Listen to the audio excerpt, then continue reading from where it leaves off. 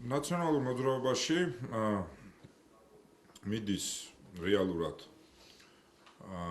გადაფასების პროცესი, მიდის გაჯანსაღების პროცესი, იმიტომ რომ ბევრი 10 წლიანი მმართველობის შემდეგ ბუნებრივია და მით უმეტეს ეს 10 წელი არ იყო, ესე ვთქვათ, იავარდით მოფენილი, ეს იყო ურთულესი წლები ჩვენი ქვეყნის ისტორიაში. ეს იყო შეგახსენებთ აჭარის სამართლებრივ სივრცეში შემოbrunების წელი, პერიოდი, რაც უმნიშვნელოვანესი მოვლენა იყო ბოლო 10 წლეულების ასლან აბაშიძის განდევნა აჭარიდან.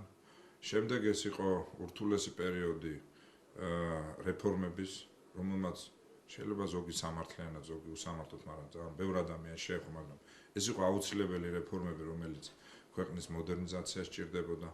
ეს იყო ბევრი შეიძლება სწრაფი გადაწყვეტილება, რომელმაც შეიძლება ესე ვთქვათ, საზოგადოების ძიმე რეაქცია გამოიწვია, გულისხმობ იგივე 7 ნოემბერს. ეს იყო რუსეთთან უთანასწორო ბრძოლის, მაგრამ მაინც ქვეყნის სუვერენიტეტის და დამოუკიდებლობის შენარჩუნების პერიოდი. ეს იყო ბევრი შიდა თუ გარე გამოწვევის პერიოდი, მაგრამ ამიტომ ამ 10 წლიან პერიოდს, ესე ვთქვათ, გადაფასება ჭირდება. სად იყო პლუსები, სად იყო მინუსები, სად ფუნდამენტურად არასწორად მოვიქეცით, სად ფუნდამენტურად სწორედ მოვიქეცით და სწორი მიმართულებით, მე ვთვლი, რომ ქვეყანა სწორი მიმართულებით წავიდა და განვითარდა.